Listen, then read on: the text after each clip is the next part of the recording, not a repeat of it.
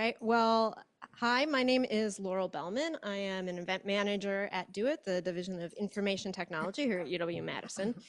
And I am very happy to be here with Vanessa Brewers, who's going to talk with you about From Invisible to Iconic, leadership that leaves a legacy, which is something that I think is important to us regardless of what level we are in an organization.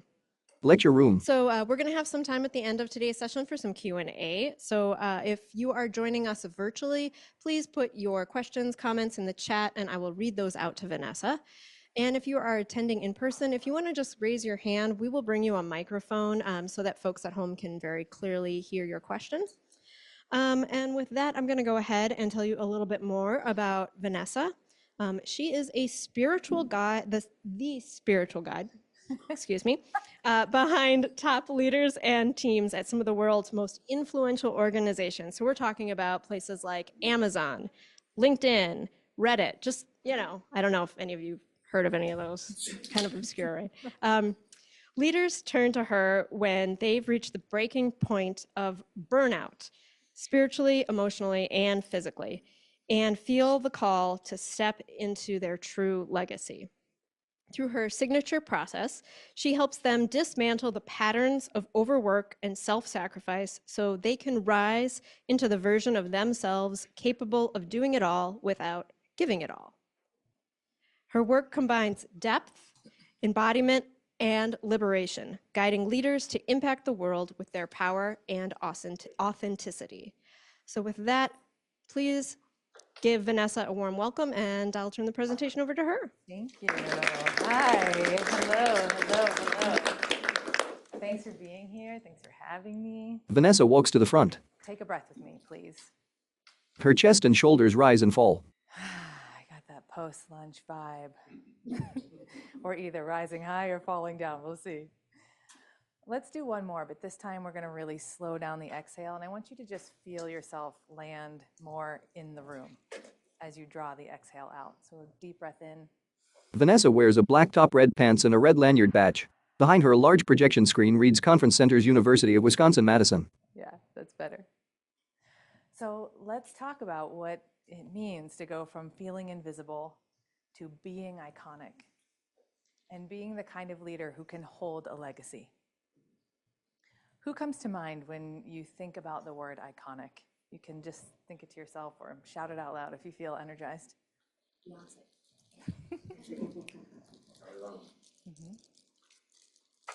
Any others?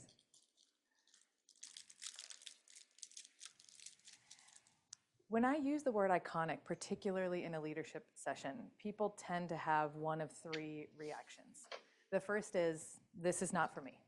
These are words, titles reserved for Beyonce, all hail the queen, the Dalai Lama, but not me. The second is people who have the sense that now they really are iconic, but it's not quite expressed. It's kind of like, deep in there, but not really showing up in the world the way they want. And then the third are people that they know they're iconic.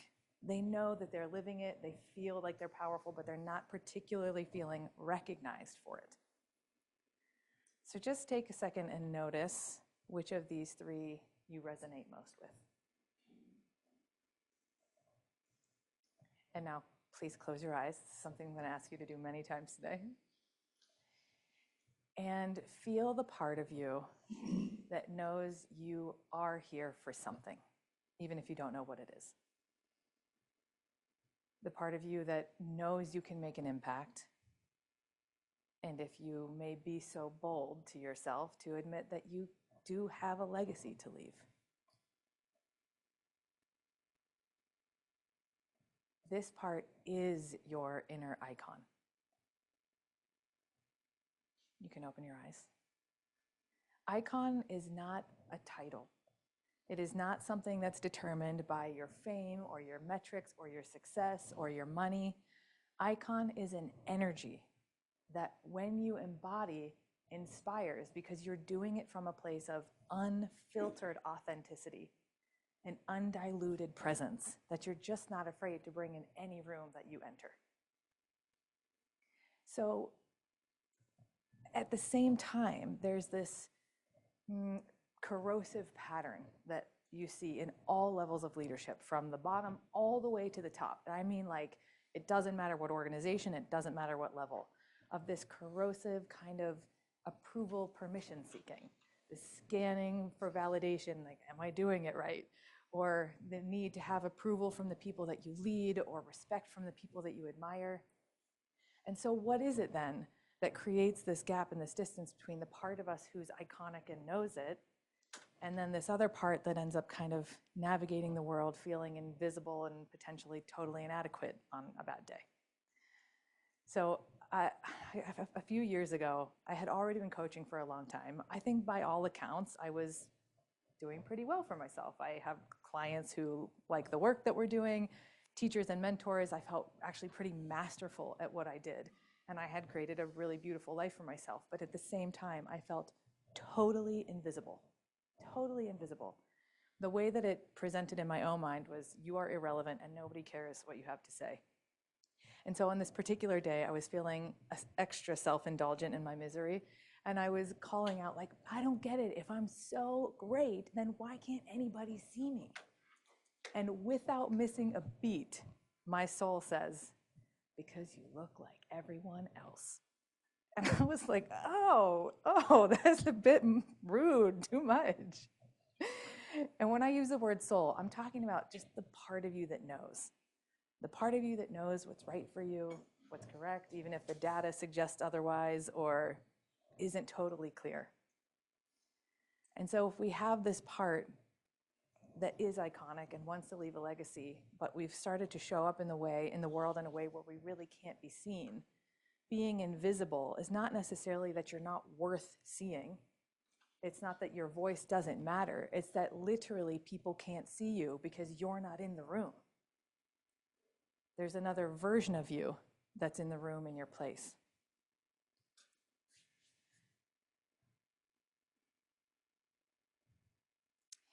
And I think that the worst part about this is not actually that we feel invisible, because it's what happens after that that is way worse.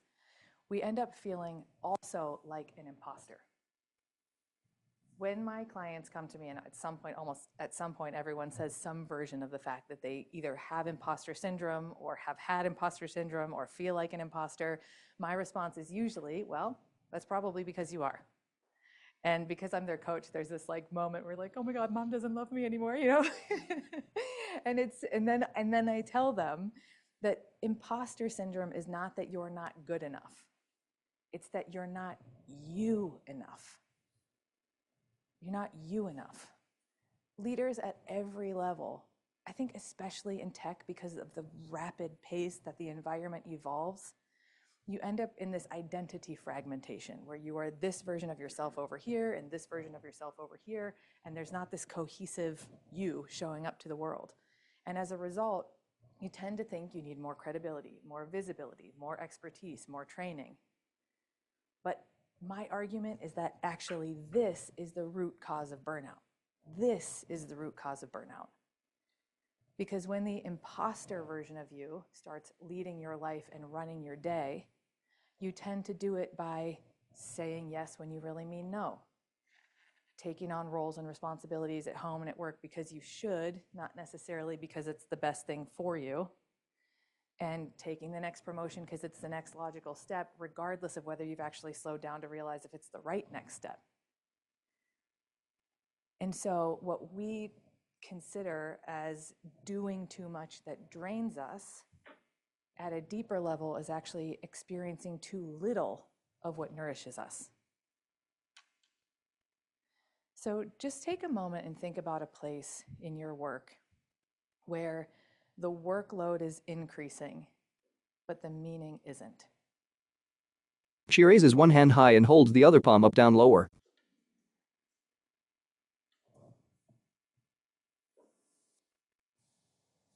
This gap is the place where your soul is trying to get your attention. Because I think that what our culture calls burnout is actually starvation of the spirit.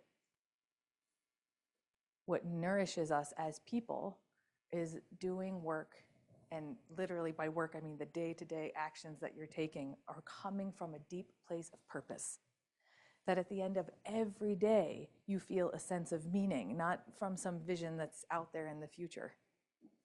And that most fundamentally, you have a deep, honest, and intimate relationship with yourself, which we're going to work on a little bit today. And that you stop doing the things that you're tolerating, big and small, day in and day out. And as you do this, as you take the, what I call the external imposter off the throne of leading your life, and you're doing more that nourishes you and actually energizes you, there's a lot that you'll stop doing, and then there's a lot that you'll start feeling, and your energy levels come back up. But to do this, we have to really shift from the imposter to the icon. And how we do that, I propose, is by embracing our lower nature. I'm not talking about turning into some chaos goblin who goes running amok in your life. I'm just talking about this part of us, the human, messy part of us. You know, while everybody else is running around trying to get you to embrace your higher nature and be positive and be grateful, I want you to get down with the person who like wants to howl at the moon and dig your hands into the earth, like the animal, the messy, imperfect, weird, strange version of you that somewhere along the line you learned wasn't okay. What part of you or parts of you have you been either directly or indirectly told are not welcome?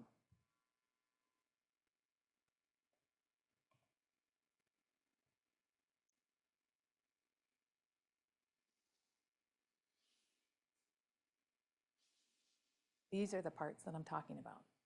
We all have parts that we shut down, push down, emotions we don't want to feel, personality traits we don't let out. We avoid feeling angry. We resist feeling sad. Every single person has places where you feel inadequate, not smart enough, not good enough, not educated enough, not professional enough, not attractive enough, whatever. And we all have parts that we have also been taught are too much. Maybe you're too intense, too serious, too lighthearted, too quiet, too loud. And over time, we fragment. We keep those parts over here, and then we have to compensate with bringing all this energy up here.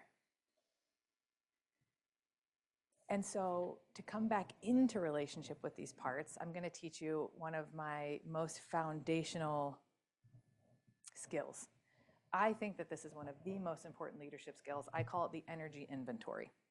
And so just a heads up, I'm not going to ask you to share anything out loud or take you particularly deep or anything like that. I'm just going to, so you can just relax into the exercise and it's not going to take that long. But before we do, I want to just share a metaphor. So when I'm talking about coming back into our iconic nature, healing is a part of it. You know, the sort of like to be the bearer of bad news. It's like, oh, you ain't done yet. It does require looking back and going into the places where you learned that who you are just wasn't okay. All of us learned that to some varying degree, but that's not so you're in therapy for the rest of your life crying about your childhood. That's just like the means to an end. Once you figure out who you're not, you get clear on who you are, like really who you are. And then you've got to have the courage to be that person in the world. This energy inventory is just step one. So everyone has an outer world. We're all participating in it right now. And everybody has an inner world, of which you are the only participant. Your level of awareness about your inner world may be zero. Hopefully after today, you know it exists. Maybe you're really familiar with it. But you can imagine that it's kind of like a party. In your inner world, there's all kinds of energies and characters. So imagine that you walk into a room and it's a party and you stop at the doorway to just evaluate who's there. At first, you're going to notice the bigger energy people in the room. Maybe the host who's walking around graciously welcoming everybody, or the person who's so vibrant and they're telling stories that are making everybody laugh, or like that one person who won't stop talking about their vacation to Cabo that nobody really cares about, but they're sharing every single detail down to the ice cubes in the drink. And then once you do that scan, you start to notice the less obvious people in the room. The people who are over there having a seemingly pretty interesting conversation, or the one over there who seems to be really enjoying the music and the snacks. That would be me. Like, I'm here for the food. And then if you really, really get quiet, you'll start to notice the wallflowers, the people who are in the periphery. They're not really participating. Maybe they're just observing. Maybe they don't feel like they belong, or maybe they're just waiting to go home. But your inner world works very much the same way. So when I have you close your eyes, we're going to do this energy inventory and scan who's in your inner room. And those energies are going to show up in a couple of different ways. They're going to show up as thoughts, physical sensations in the body, and emotions. You might be more aware of one than the other. You don't have to do all three, and this is not a test. So you don't have to be able to perfectly label and name and organize everything that you feel. It's just a matter of awareness, okay? So once again, we're going to close your eyes and take a nice deep breath. And as you do that, just begin to notice the initial biggest energies in the room. What are the thoughts, emotions, or physical sensations that you are aware of?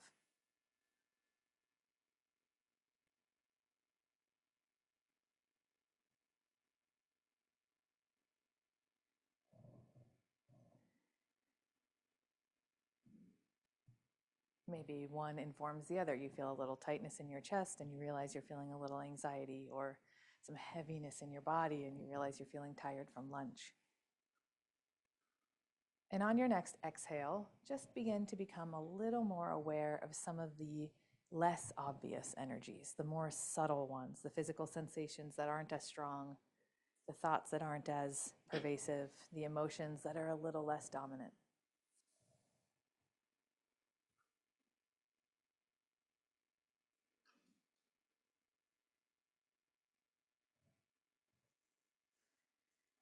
And then, if you can, start to really get smaller and see if you can find those nuanced, tiny sensations, barely perceptible emotions and thoughts that really almost can't get enough space.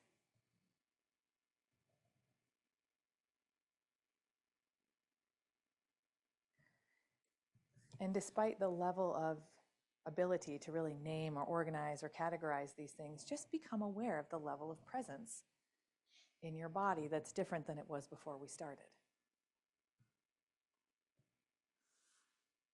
You may open your eyes. Thank you. As we become more familiar with these cast of characters inside of us, which, by the way, kind of change moment to moment, who you are is relatively constant, but who you are moment to moment can be different. If you're not aware that these are the people that you're in the room with, then your imposter is most likely going to be leading from these bigger energy reactive emotions, where your iconic self is going to be more tuned into the nuanced, quieter knowing, subtler intuition, less need to prove oneself. And so you become a more powerful leader because you are now leading yourself instead of being led by your reactive imposter self, which we all have. And as you do this, two things happen. The first is that when you walk in the room, you actually walk in the room. So you're not invisible anymore. You've got all of you or more of you with you. And when this happens, your confidence starts to rise more naturally, because where we seek recognition, more often what we want is to be known. We want to be known, and we have to be there to be known. And so your confidence rises. You tend to step into conflict with more grace and more confidence because you know your truth and you can speak your truth. You say no when you mean no. People start to respect you because, not because you've earned it, but because they can actually feel you now. Being iconic in a world, to be yourself in a world that really demands conformity in itself is iconic, period. That's why I know that it's not a title and that I'm sitting in the room with 30 icons and 30 more at home, because everybody has more of themselves that they can bring online. And the second thing that happens is that you become iconic. This process makes you automatically iconic. It's not a title that you're given. It's an energy that you embody. And because it is so rare to really be yourself, you automatically are leading. You automatically are leading. So my answer to the question of who comes to mind when you think of icon is Freddie Mercury. Oh my God, Freddie Mercury. He was iconic, not because he sold out stadiums. He sold out stadiums because he was an icon. All the way from the beginning, before people knew who he was. And it's reported that he was really self-conscious about his teeth, but even after all the fame and all the money, he never fixed them because he believed that they made his sound unique. And so icons not only embrace the wholeness of who they are, but they take their flaws and make them signatures. That is iconic. That is iconic. In your world, that might mean being the person who says the thing that everybody's thinking, or changing the way you work because it's not working for you. One of my clients is an attorney, and she's taking a 3-month leave because she's just tired, and she's foregoing promotions. These are iconic moves in her world. People don't do that. And as you embrace this iconic nature and you're showing up in the world as yourself, then you're really ready to hold a legacy. You've built a foundation that can hold a legacy. And you will understand the cosmic joke of it all when this happens as well, because the word legacy comes from Latin and it means to be an ambassador for. So you do all this work, which is really the work of a lifetime, and you go back to your childhood and you experience all these terrible things again to become the truth of yourself, only to realize that it's not about you anyway. Your legacy is something that you are an ambassador for that's bigger than you. And the reason that this is so important, because the part that people don't really talk about is this. When you shift from this more imposter version of you to the iconic nature of you, there's this sort of sense that once you do it, the world's going to roll out the red carpet and everyone's going to be like clapping and like blessing your arrival. But that's not usually what happens, because most of us have built our lives based on an almost version of ourselves. So our life, our career, our relationships are used to this other way of you showing up. And when you step out in your iconic nature, you usually get crickets or critics. And if you're not ready for that, and you're not prepared for it, and you don't have your own back, you're going to feel like you're failing. You're going to revert back to the imposter version of you because it'll be easier to keep the peace, and you won't be able to reach that legacy layer. I am an ambassador for love, truth, and the liberation of every person that I work with so that they can really be the truest version of themselves to do exactly what they came to do in the way that it's correct for them to do it. I'm curious about yours. Maybe you can't exactly identify it, but I know you can feel it. What is the thing that you are here to be an ambassador for that's bigger than your role, bigger than your company, bigger than your family? Even if you can't identify it, just feel the existence of it. You're not making it up.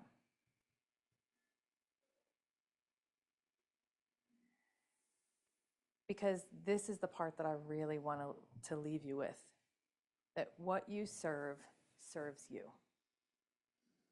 Because when you do all this work and you show up in the world and you're tested in these ways and you have to push against the grain, depending on your level of disruptive nature, maybe a lot, what you serve serves you back. So even though your legacy is not about you, and it doesn't, by the way, matter at what point in your career you're in order to be leaving a legacy, you can be leaving a legacy every single day. It will challenge you. It will push you. It will change you every single day. I'm challenged to be more loving, more truthful, more liberated. And every single day I see the way that it lifts up the people in my world who also make this courageous choice. That your legacy, the more you live into it, the more you let it change, you will also support you. Life literally reorganizes itself on your behalf. This is true for me. This has been true for all of my clients, and I also know that this will be true for you. Thank you. You can do questions. Laurel Bellman walks to the front of the lecture room with a microphone in hand. Are there any questions in the room? I don't see any in chat at this point. I'm happy to lead off with one that I've been thinking about. Yeah. What do we do if we feel like we are so overwhelmed that carving time out to start this process is just like, it's just one more thing for my to-do list? How do you help people take that first step in carving out that time? You know, I often say that time is a function of energy and attention, that in and of itself, time feels very oppressive. But when we start, even if you just start with the energy inventory that we talked about today, your level of presence is immediately going to go up a little bit. Even 5% will make a difference. Because once we get into this pressurized state, we lose discernment as to what is actually necessary and what isn't. And so the things that we take on to do are either more draining or higher in volume than if we actually take 3 minutes to presence ourselves. We can start to actually discern and see where what we have to do is actually required and what it isn't. So one of the first things that I'll do with anybody I work with is that we just start to cut meat out of their workday. And the game that I play, particularly when it's like entrepreneurial, is let's cut your workload in half and double your income. So whatever that kind of game you can play is so helpful, because right away you'll start to see that so much of what you're doing, you don't have to be doing. It's just coming from this pressurized state of putting out fires. Does anybody else have any questions?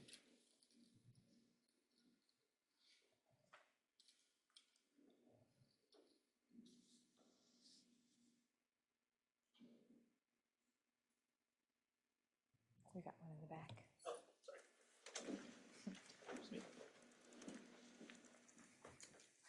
I really enjoyed your spinny chair travel there. Looked like you really enjoyed that. I'm curious about processing risk in this paradigm, and it's ironic for me to say, because I'm not usually particularly risk adverse, but listening to what you're saying and living intentionally that way, how does one process the risk of what that looks like or doesn't, I guess? So how does one process the risk of embarking on this? Yeah, being authentic particularly when you have a high degree of confidence that that's not appropriate for a situation. It's such a good question. And I think my first answer to the question is, it is risky. And this isn't the whole answer, so just hang in there with me. Good luck. And I say that because, I live in Colorado, and sometimes people will come out to do work with me, and I'll take them out into the mountains, and it would be kind of crazy, and nobody would trust me if I said something like, don't worry, nothing out here can kill you. Like, so many things in Colorado want to kill you. And so there is real risk. And so if you kind of go through this internal process, diminishing that risk, it actually just delays the process. And so I would say that there's different ways to do it. And one is, I always say, go slowly and gently with the work. This is not about becoming the best version of you as fast as possible, because it can be incredibly disruptive to relationships, to career, to marriages, to finances. Like, this really impacts your material world. So I usually say, first start small, because then you can really kind of test the way that your world responds. Some people really have created a life that just doesn't fit them at all. And so it requires like a complete blowing up and starting over. But it's not always that. And so when you're kind of testing, like, I wonder what would happen if I just kind of tweak the way that I showed up here a little bit, and you can gauge the responses that people give you, and more importantly, your response to those responses. Because risk tolerance, when we're talking about authenticity, is more about what you can tolerate versus what other people can tolerate. Because if you can tolerate everyone in your world being mad at you, getting fired from your job, and starting over, more power to you. This process will be painful and go a lot faster. But that's not for most people. And then I think as you build that muscle of, because honestly, it's kind of like the inner child in us is still looking for approval from everybody that we know. And so as when we can be more having our own backs, your risk tolerance goes up. But that happens little by little the more you get on your own team, more than needing other people on your team, if that makes sense. And so then as your risk tolerance grows, one, you might just be more willing to actually let whatever thing fall need to fall, or you might see 3 other opportunities that you didn't see before. Does that answer your question? Okay, great.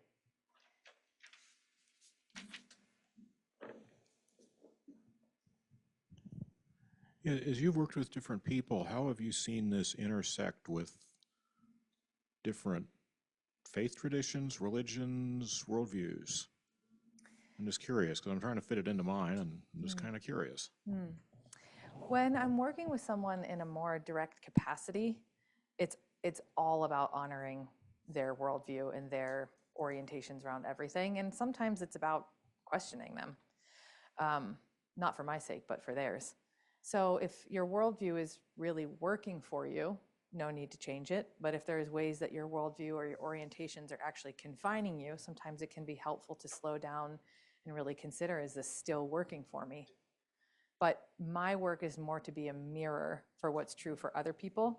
And so, I use words like, soul and things like that. But to me, that's the sort of like behind all religions and orientations. Mm-hmm.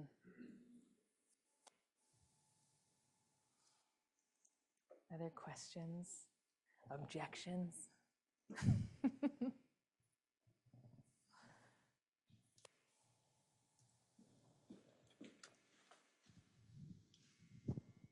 You talked a little about imposter syndrome. I wonder how you'd go about telling the difference between imposter syndrome and just ignorant incompetence.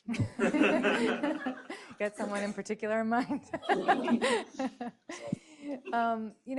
I think this is where the willingness to be really truthful with yourself is helpful, because sometimes you are actually not good enough, but it's such a fine line. So when shame is at the root of that, it's basically imposter syndrome. When it's I'm existentially not good enough, it's imposter syndrome. When it's, wow, I actually can't perform to the level that I really need to, sometimes there's an actual skill gap. So, oh my gosh, I was going to try to think of an example, but there's so many things that I'm not good enough at that we could be here all day.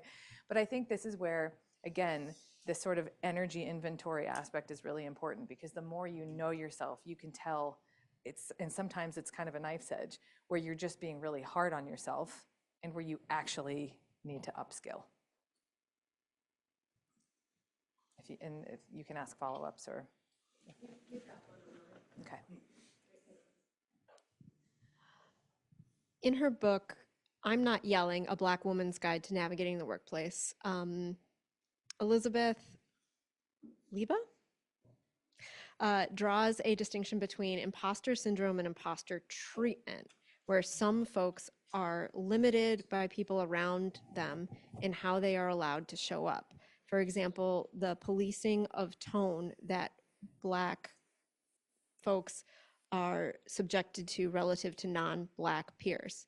Could you talk a little bit about how you work with clients who might have some of these issues?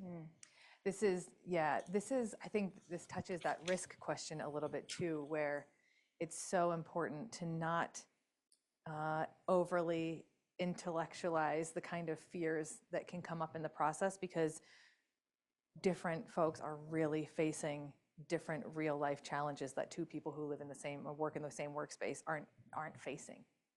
And again, I think that the first part of this is that if there's any extent of self-gaslighting that's happening, because that's one of the ways that we learn to sort of contort and navigate, is to diminish our own experience, to make ourselves safer in the environment.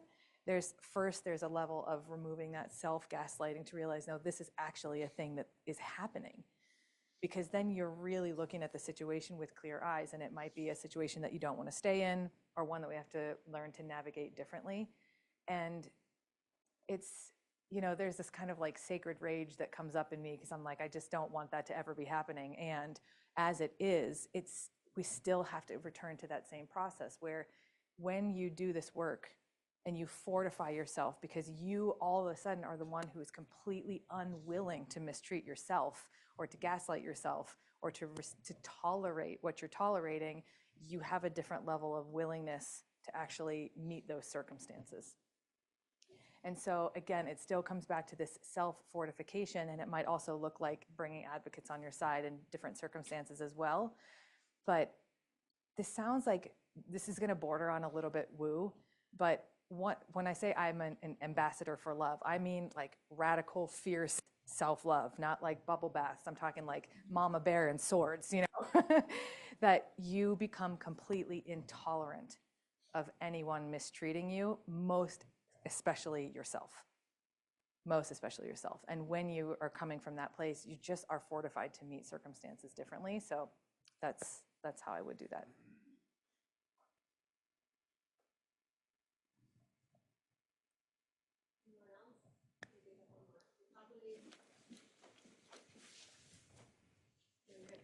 Okay, great. Thanks.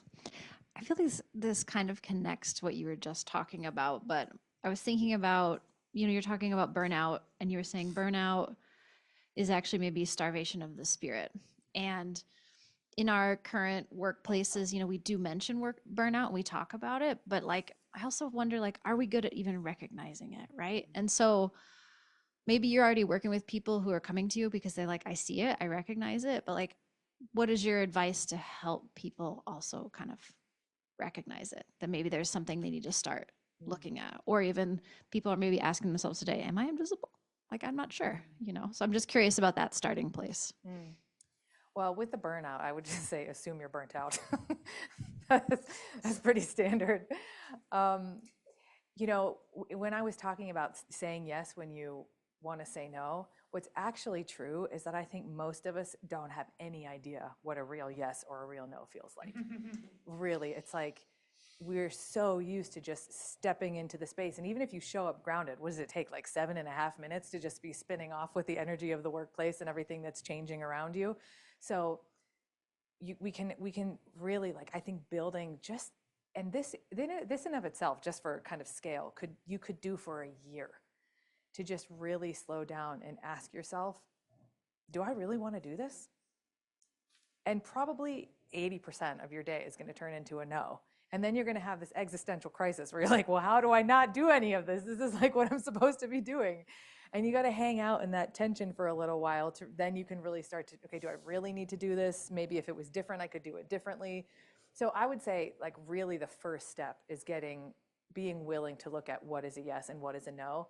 But the place kind of beyond that that's even trickier is, what are you tolerating? Because toleration is actually, I think, the place where we bleed out the most, because it's not a super clear yes and it's not a super clear no. It's these places that feel like the stakes aren't that high. So why not? But when we make those decisions that compound over time, that's where the burnout, I think, really kind of kicks in. So one, assume you're burnt out. And then two, it's not always in these like really big, obvious conflicts in your life where the solutions lie. It's these micro places. And with the invisible thing, some people don't want to be visible. Great. Be iconic from the background. It's really about embracing the way that you want to show up. I've had clients who are like pounding their fists on the table because they're so desperate to be heard, and the other ones that are like, I just want to observe, and then when I'm asked a question, I'll just share this brilliance. But they have this pressure to want to be more, that they should want to be more recognized, but that's not where everybody's genius lies. Does that answer your question? Sure.